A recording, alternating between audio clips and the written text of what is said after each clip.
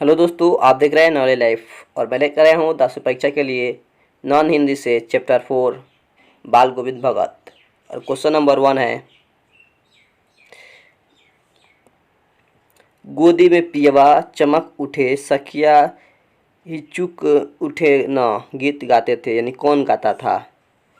Option A है Karpoori Thakur, B है निराला, सी है कबीर या डी है बाल गोविंद भगत।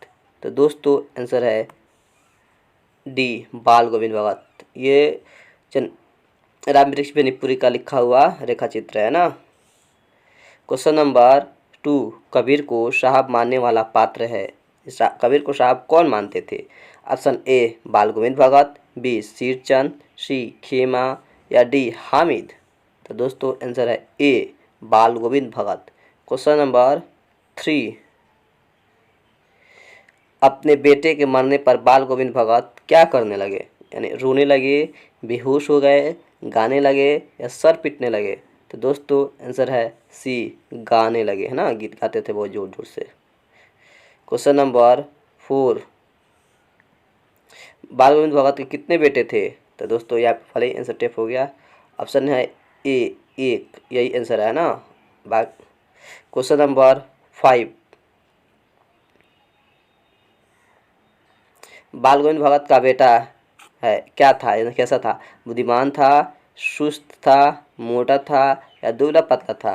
तो दोस्तों आंसर है बी सुस्त था। क्वेश्चन नंबर 6, बाल गोविंद भगत की संगीत साधना का उत्कृष्ट किस दिन देखा गया। ऑप्शन ए बेटे की मृत्यु के दिन, बी बेटे के परदेश जाने के दिन, सी बेटे के जन्म के दिन या डी बेटे की शादी के दिन। तो दोस्तों आंसर है ए बेटे के मृत्यु के दिन। क्वेश्चन नंबर 7, बाल गोविंद भगत की पतोहू थी कर्कशा, रोगग्रस्त, सुशील या झगड़ालू। तो दोस्तों आंसर होगा सी, वह बहुत ही सुशील थी। क्वेश्चन नंबर 7, बाल गोविंद भगत हर वर्ष कहाँ जाते थे। तीर्थ स्थान पर, गंगा स्नान करने, घूमने या इनमें से कोई नहीं। तो दोस्तों आंसर होगा बी, और गंगा स्नान करने जाते थे।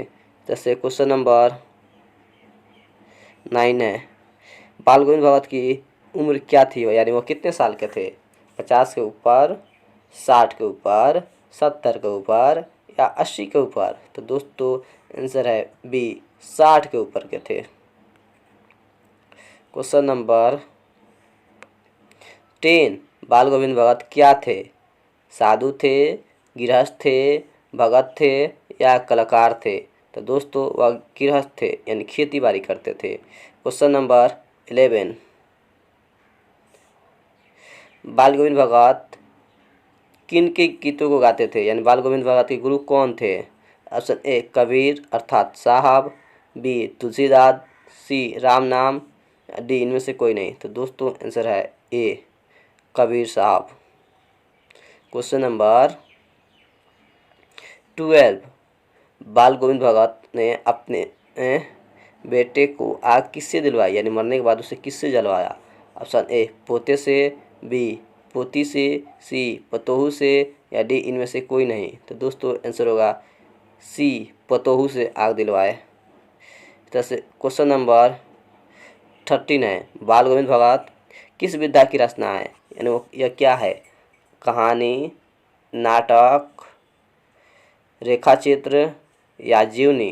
तो दोस्तों आंसर है सी, ये एक रेखा चित्र है। क्वेश्चन नंबर 14, बाल गोविंद भगत की प्रभातियाँ कब शुरू होती थी। ऑप्शन ए कार्तिक माह में, बी फाल्गुन माह में, सी चैत माह में या डी वैशाख में। तो दोस्तों आंसर है ए कार्तिक माह में। दोस्तों कहानी को पढ़ लिया तो और अच्छे से समझ में आएगा क्वेश्चन, और ये सब भी ऑब्जेक्टिव क्वेश्चन है। इस तरह से क्वेश्चन नंबर 15 है, गर्मियों में बाल गोविंद भगत की संज्ञा उमस भरी शाम को भी कर देती थी। यहाँ पे क्या भराएगा खाली स्थान। ऑप्शन ए है निर्मल, बी है स्वच्छ, सी है शीतल या डी है बोझिल। तो दोस्तों आंसर है सी शीतल कर देती थी। क्वेश्चन नंबर 16, जो कुछ खेत में पैदा होता सर पर लाद कर पहले बाल गोविंद भगत कहाँ ले जाते थे? जमींदार के दरबार में, कबीर के दरबार में, साहब के दरबार में, या डी अपने घर? तो दोस्तों सबसे पहले वह साहब के दरबार में ले जाते थे। क्वेश्चन नंबर 17,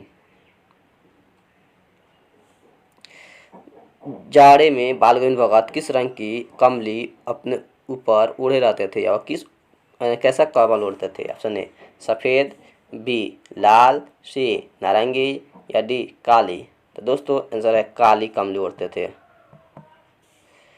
क्वेश्चन नंबर 18, बाल गोविंद भगत रेखाचित्र के रचनाकार कौन है, यानी कि लेखक कौन है? Option A Premchandra, B Hariaudh, C Beta Banarasi, D Ram वृक्ष बेनीपुरी? तो दोस्तों आंसर है डी राम वृक्ष बेनीपुरी। आज के लिए इतना ही। और वीडियो पाने के लिए हमारे चैनल को सब्सक्राइब करें और अपने दोस्तों में शेयर करें। तब तक के लिए शुक्रिया।